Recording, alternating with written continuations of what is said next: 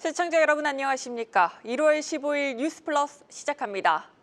우리나라를 대표하는 국가대표 AI 모델을 뽑는 1차 평가전에서 네이버와 NCAI가 동시에 탈락했습니다.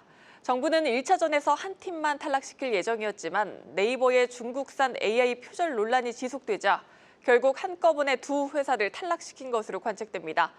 자세한 내용 현장에 나가 있는 취재기자 연결해 들어보겠습니다. 김대영 기자, 이번에 두 팀이나 떨어지는 이변이 발생했습니다. 이유가 구체적으로 뭔가요? 네, 우리나라를 대표하는 국가대표 AI 모델을 뽑는 1차 평가에서 네이버 클라우드와 NCAI가 떨어졌습니다. LG AI 연구원과 SK텔레콤, 업스테이지 등 3개 컨소시엄은 2차 단계로 진출했습니다. 과학기술정보통신부는 오늘 벤치마크와 전문가, 사용자 평가를 바탕으로 AI 모델 성능을 평가했다고 밝혔습니다. 우선 각 평가에서 가장 높은 점수를 받은 곳은 모두 LG AI 연구원이었습니다. 총 90.2점입니다. 1차 단계 평가 결과에 따라 가장 낮은 점수를 받은 NCAI는 탈락이 확정됐습니다. 평가 기준에 부합한 네이버 클라우드가 예외적으로 떨어진 건 독자성 기준을 충족하지 못했기 때문입니다. 앞서 네이버 클라우드는 중국 알리바바의 AI 모델인 Q&A 비전 인코더와 가중치를 활용하며 논란이 불거졌습니다. 즉 멀티모달 AI 모델의 두뇌에 해당하는 기능을 중국 모델을 가져다 쓴 겁니다. 정부는 뼈대부터 자체적으로 개발하는 프롬 스크래치 기준에 어긋난 점을 탈락 사유로 들었습니다. 가중치를 그대로 갖다 쓴 그런 부분에 대해서 기술 보고서에서도 언급이 돼 있어서 처음부터 스스로 직접 설계하고 학습을 한 이제 그런 것들을 충족하지 못하는 점에서 일부 기준에 안 맞은 그런 점들을 사유로 보았다는 점을 말씀드리겠습니다. 예상 밖으로 한 개 팀이 더 탈락한 만큼 정부는 이른바 패자부활전을 진행할 계획입니다. 특히 이번에 떨어진 네이버 클라우드와 NCAI를 비롯해 모든 기업에 기회를 주겠다고 강조했습니다. 추가로 선정된 한 팀에도 그래픽 처리 장치와 데이터 등 동일한 지원을 받게 됩니다. 정부는 최대한 빠른 시일 내에 공모와 행정 절차를 끝내고 연내 최종 2개 팀을 선정할 예정입니다. 지금까지 정부 서울청사에서 한국경제TV 김대현입니다. 코스피가 10거래일 연속 오르며 4,800선을 눈앞에 두고 있습니다. 증시 상승에도 원달러 환율은 진정될 기미를 보이지 않고 있는데요. 미국 재무장관이 과도한 원화 약세가 바람직하지 않다며 이례적인 구두 개입에 나섰지만 큰 효과는 없었습니다. 세종 주재기자 연결해 자세히 들어보도록 하겠습니다. 박승환 기자, 이례적으로 미국 재무장관까지 원화 약세에 대해 언급을 했는데 여전히 오늘 종가 기준 1,470선에 육박한 모습입니다. 오히려 장중엔 환율이 다시 튀어오르더라고요. 맞습니다. 베선트 미국 재무장관의 개입조차 먹히지 않은 이유로 우리 외환당국은 서학개미를 지목했습니다. 최지영 재정경제부 국제경제관리관은 정부 세종청사에서 브리핑을 열었는데요. 외국인들은 한국의 경제 체력에 비해 환율이 높다는 베선트 장관의 평가에 공감하지만 내국인들은 환율이 내려가면 그저 저가 매수의 기회로 본다는 거죠. 실제로 오늘 새벽 2시 뉴욕 차액결제 선물원 시장에서 원달러 환율이 급락 마감하자 9시 개장 시간을 전후로 국내 증권사에 달러 수요가 몰려들었다는 겁니다. 국민들과 금융기관 모두 원화가 절하될 거란 강한 믿음을 바탕으로 실제 행동에 옮기고 환율을 끌어올리면서 악순환이 벌어지는 상황이라는 겁니다. 외국인 투자자들조차 내려갈 줄 알았던 원달러 확률이 개장 후 국내 수요로 오름세를 보이니까 장초반 달러화를 매도하다가 매입으로 방향을 바꾼다는 거죠. 실제로 정부의 고강도 구두 개입으로 원달러 환율이 급락했던 지난달 24일 개인 투자자들은 5대 은행에서 평소 일주일치에 가까운 규모의 달러를 환전한 것으로 파악됐습니다. 원화 약세가 끝날 거란 외환당국의 경고가 투자자들을 설득하지 못하면서 오히려 정부 개입으로 인한 환율 하락이 투자 기회로 활용되는 상황입니다. 네, 효과가 있을진 모르겠지만 일각에선 결국 외환당국이 또 한 번 시장 안정화 카드를 꺼내들 것이란 관측이 나옵니다. 어떤 조치들이 더 나올 수 있을까요? 네. 우선 정부는 달러화에 대한 개인 투자자의 가수요를 억제할 거시경정성 조치를 검토 중입니다. 우리 거시경제가 균형 상태, 안정적인 상태로부터 이탈해 가고 있다는 판단 하에 자본 인동을 관리하는 정책을 예고했습니다. 기본적으로 금융기관을 향해 조치를 적용해서 결과적으로 개인의 거래 행태를 변화시키고 유도할 계획입니다. 국민연금공단은 환해지나 국내 주식 투자 비율 사항에 대해서 말을 아끼고 있습니다. 정태규 국민연금 연금이사는 보건복지부 산하기관 업무보고 결과 브리핑에서 기금운영회를 통해 논의하고 결정하겠다고 말했습니다. 관심은 우리 정부의 별도 요청이 없었음에도 미국 재무장관이 개인적인 측면에서 한국의 환율을 언급한 이유인데요. 정부는 양국 경제협력에서 원화의 안정적인 흐름이 중요한 요소라는 점을 반영한다고 설명했습니다. 다만 우리나라가 외환시장 변동성과 불안이 커지면 대미 투자 이행을 제한할 수 있다는 의견을 전달해온 만큼 미국 입장에서도 불안전한 원달러 환율을 지켜보기만 하기는 어렵다는 판단을 한 게 아니냐는 분석이 나옵니다. 지금까지 세종 스튜디오에서 한국경제TV 박수관입니다. 치솟는 환율에 오늘 한국은행은 예상대로 기준금리를 동결했습니다. 이창용 한국은행 총재는 환율이 중요한 결정 요인이었다는 것은 부정할 수 없는 사실이라고 언급했습니다. 통화정책 방향문에선 금리 인하 문구를 삭제했습니다. 시장의 금리 인하 기대를 차단한 겁니다. 계속해서 경제부 정원우 기자와 짚어보도록 하겠습니다. 정 기자, 예상대로 하느니 금리를 동결했습니다. 환율이 결정적이었던 거죠? 네, 이창용 한국은행 총재가 질문이 있었는데 거기서 이제 환율이 중요한 결정 요인이었다는 것을 부정할 수 없는 사실이라고 답을 했습니다. 한국은행은 지난해 5월 금리 인하 이후 이번까지 5차례 연속 기준금리를 동결을 했습니다. 이번 동결은 이제 고환율 문제도 있겠지만 수도권 집값이 아직 잡히지 않고 있는 점도 지금 배경이 됐고요. 올해 한국은행이 바라보는 경제 성장률 전망 1.8%인데요. 최근 반도체 수출 증가세가 뚜렷하게 나타나고 있고 지금 경기 상황이 나아지고 있고 물가는 또 안정될 것이라는 전망이 우세하고 한국은행의 금리 인하 카드가 지금 많이 남아있지 않다라는 분석도 있기 때문에 당분간 동결 기조를 유지한다라고 보면 되겠습니다. 네, 금리 인하 가능성을 차단한 것도 환율을 안정시키기 위한 메시지 같거든요. 시그널이 완전히 사라진 거죠? 금리 인하 시그널이 사라졌다는 점도 이번에 좀 눈여겨볼 대목이긴 한데요. 이번 금리 동결 결정은 일단은 만장일치, 전원일치였고요. 직전까지 소수 의견이 있었습니다. 신성환 금통위원이 11월까지는 소수 의견을 냈었는데 이번에 동결로 돌아서서 만장일치가 됐고요. 3개월 내 금리 전망에 대해서도 인하를 제시한 위원 11월에는 3명이었는데 이번에 1명으로 줄었습니다. 한국은행이 금리 결정 이후에 이제 통화정책 방향이라는 결정문을 배포하는데요. 직전 통화정책 방향문에 담겼던 금리 인하 가능성 그리고 기준금리의 추가 인하 여부 및 시기를 결정해 나갈 것이라는 이런 인하가 들어간 문구도 이번에 빠졌습니다. 이 총재는 현재의 금리 수준은 더 이상 이제 과도하게 금리가 인하될 것이라는 기대는 사라지고 자신들이 원하는 정도의 정상화된 측면이 있다고 강조를 했습니다. 한국은행의 이 같은 동결 기조도 앞으로는 이제 환율을 안정시키기 위한 메시지로도 해석이 될 수 있습니다. 네, 앞서 보셨듯 우리 정부의 안정화 조치뿐 아니라 미 재무장관의 구두 발언도 크게 작용하지 못하는 모습인데요. 현재 환율 상황을 한국은행은 어떻게 보고 있습니까? 네, 작년 말에 외환 당국의 강력한 개입이 있었고 최근에 이제 다시 환율이 오름세를 보이고 있었는데요. 이창용 한국은행 총재의 분석을 먼저 들어보고 오시겠습니다. 일단 한번 안정화 정책으로 낮춘 다음에 다시 올라가는 과정에서 시기마다 다르겠지만 대충 한 4분의 3 정도는 달러와 공조해서 움직인 거고 나머지 4분의 1 정도는 계속해서 우리만의 요인으로 올라간 것을 확인했습니다. 그래서 네, 우리만의 요인이라고 하면 해외 주식 투자 앞서 언급해드린 그런 것들이 있겠고 국내 기업들의 이제 고환율 전망들도 있을 텐데요. 이 총재는 이런 환율이 계속 절하될 것이라는 기대를 바꿔줘야 될 필요는 지금도 계속되고 있다라고 덧붙였고요. 또 펀더멘털 측면에서 지금의 원화 약세가 지나치고 수급적인 요인이 상당한 정도로 작용하고 있다고 강조를 했습니다. 다만 환율이 올라가서 이제 금융위기가 오는 것은 아니냐, 이런 비관론에 대해서는 우리나라 대외 채권국이기 때문에 절대 아니라는 점을 강조를 했고요. 또 M2 시중 유동성이 환율을 끌어올렸다는 주장에 대해서도 별도로 이제 자료를 배포하면서 강하게 반박하기도 했습니다. 네, 경제부 정원우 기자와 함께했습니다.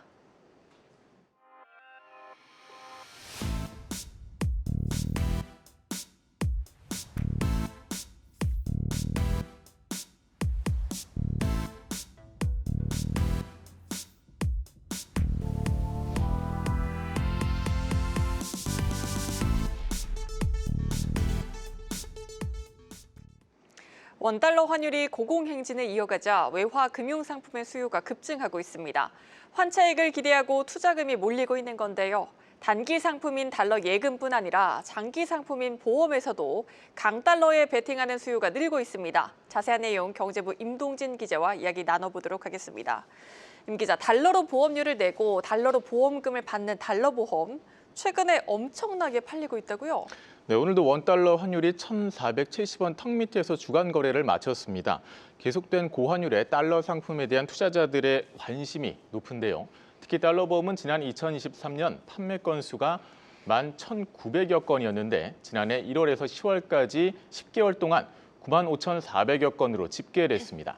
지난 연말까지 달러 보험 흥행이 계속된 것으로 보여지는 만큼 지난해 총 판매 건수는 10만 건 이상일 것으로 예상됩니다.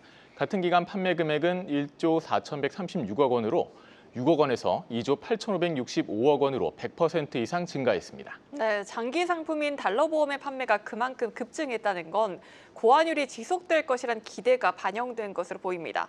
그렇다면 달러 예금 잔액도 계속해서 늘고 있습니까? 네, 국내 5대 은행의 이 달러 예금 잔액을 보면요. 12일 기준으로 655억 달러로 연중 최고치를 보였던 지난해 말 대비 17억 달러 줄었는데요.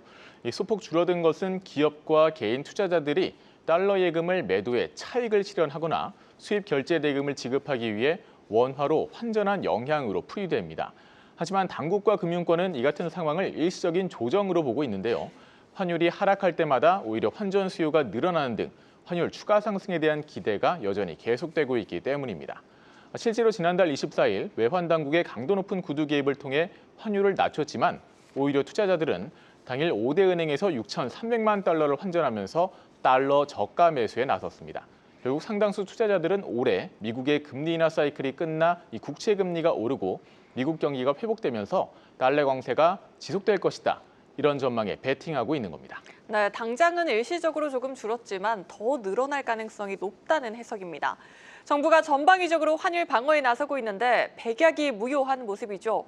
오늘은 금융당국이 달러 보험에 대해서 소비자 경보까지 발령을 했다고요? 이 달러 보험은 환율이 증가하면 납입해야 할 보험료가 오르고요. 반대로 하락하면 지급받는 보험금이 감소합니다.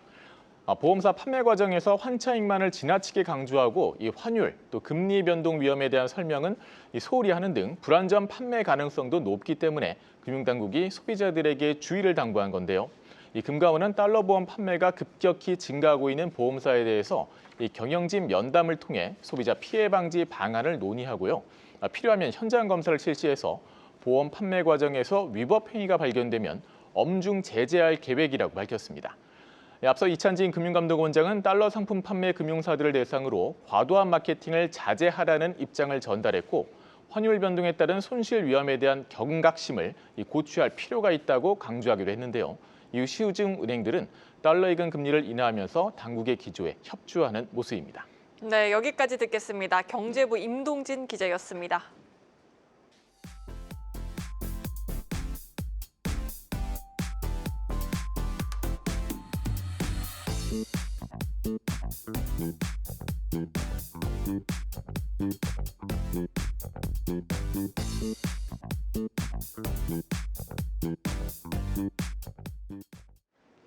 증시 이슈 짚어보는 마켓 톡톡입니다. 코스피가 연초부터 단 한 차례의 하락 없이 상승세입니다.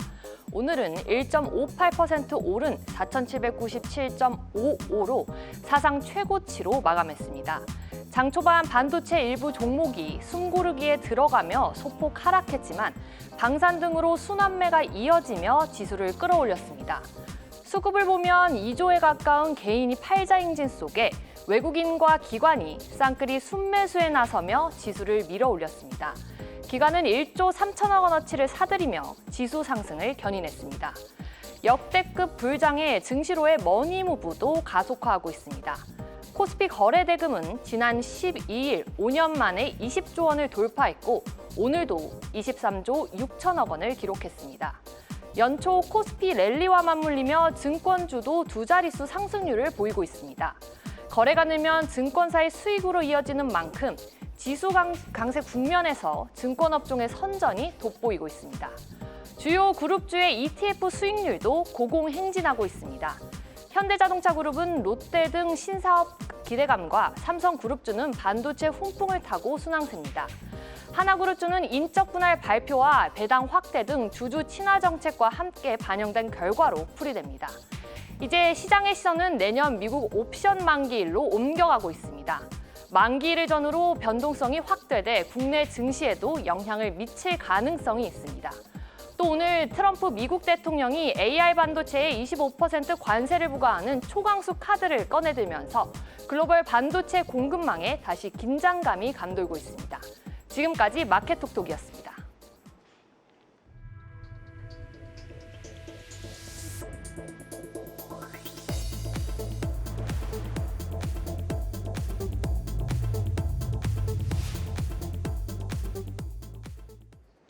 예금처럼 원금이 보장되면서도 더 높은 수익률을 제시하는 IMA 종합투자계좌가 시중 자금의 흐름을 급격히 바꾸고 있습니다. IMA 상품 흥행에 힘입어 한국투자증권은 첫 상품을 출시한 지 한 달 만에 2호를 연이어 출시합니다.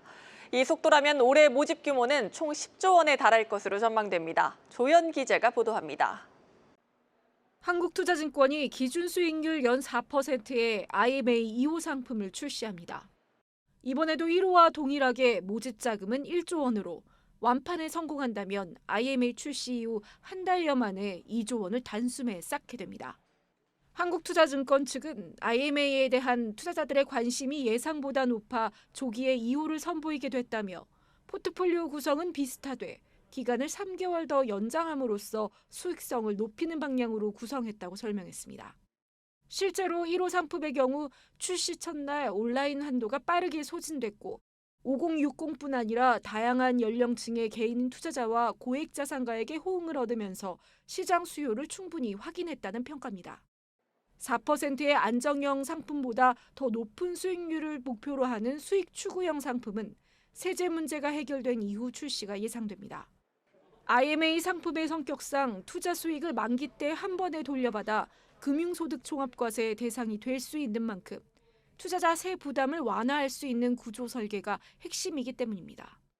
다음에 나올 상품부터 기간을 조금 길게 하거나 아니면 포트폴리오 구성을 조금은 더 변화를 줘서 수익성을 추구할 수 있는 상품 이런 부분들을 많이 고민하는데 기업금융 활성화나 또 모험자본의 취지에 조금 더 맞는 포트 구성을 하기가 용이하거든요. 그렇지만 또 문제는 중간 배당을 했을 때 어떤 세무 문제에 대한 아직 정리되지 못한 부분이 약간 남아 있습니다. 업계에서는 한국투자증권의 올해 IMA 상품 모집 규모가 10조 원에 달할 것으로 보고 있습니다. 여기에 미래에셋증권 역시 이르면 다음 달 두 번째 IMA 상품을 출시할 계획이고 인가를 기다리고 있는 NH투자증권의 경우 오는 21일 증선위에서 결과가 나올 수 있다는 전망입니다. 또 키움증권과 하나증권, 신한투자증권 등 발행어음 인가를 받은 증권사들도 은행보다 높은 금리의 발행어음 상품을 출시하며 자금을 끌어모으고 있어 증권사로의 자금 이동은 더 속도가 붙을 전망입니다. 한국경제TV 조연입니다.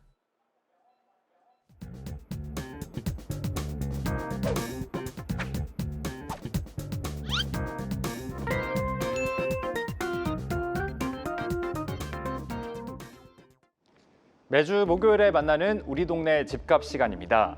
지난해 엄청난 상승세를 보였던 서울 아파트 값이 통계로도 확인됐습니다. 연간 상승률은 무려 9%, 통계가 집계된 이래 19년 만에 가장 높은 상승률을 기록했습니다. 이번 주에도 서울 아파트 값은 올랐는데요. 지난해 2월 첫째 주부터 49주 연속 오르고 있습니다. 상승폭도 더 커졌습니다. 집값 상승을 주도한 한강벨트뿐만 아니라 주변 지역으로도 집값이 더 오를 거란 기대가 퍼지고 있습니다. 기존 한강벨트 지역인 동작과 송파, 성동 등이 여전한 강세를 보이고 있는 가운데 그동안 잠잠했던 외곽 지역, 관악과 구로 등도 분위기가 달라지고 있습니다. 현장의 얘기를 들어보면 11호 대책 이후 매물이 급감한 가운데 일부 이뤄지는 거래들은 속속 신고가를 쓰고 있습니다. 실제로 지난해 10월 15일 이후 최근 석 달 사이 서울의 아파트 매물은 30% 가까이 줄었습니다. 집주인들이 집값이 더 오를 걸로 보고 매물을 거둬들인 건데 그러다 보니 부르는 게 값인 매도자 우위 시장이 됐습니다. 용산의 한 공인중개업소에서는 집을 보겠다는 문의가 올 때마다 집주인들이 가격을 올리고 있다고 말했습니다. 집을 사겠다는 수요도 꾸준한데요. 지난달 서울의 주택 매매 시장 소비 심리 지수는 130.9로 전달보다 2.6포인트 올랐습니다. 11호 대책이 나온 이후 소폭 하락하다가 한 달 만에 다시 반등을 시작했습니다. 지금까지 뉴스 브리핑이었습니다.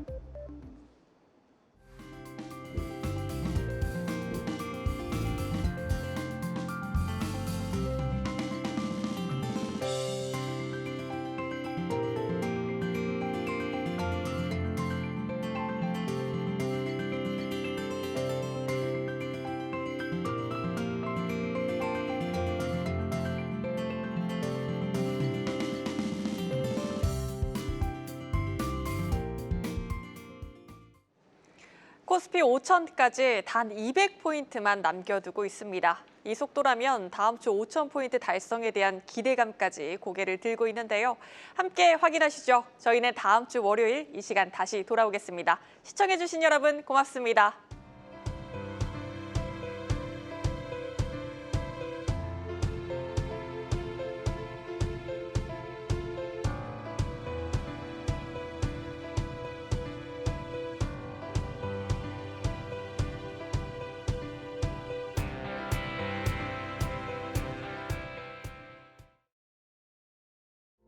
소문은 넘치고 진짜는 드뭅니다.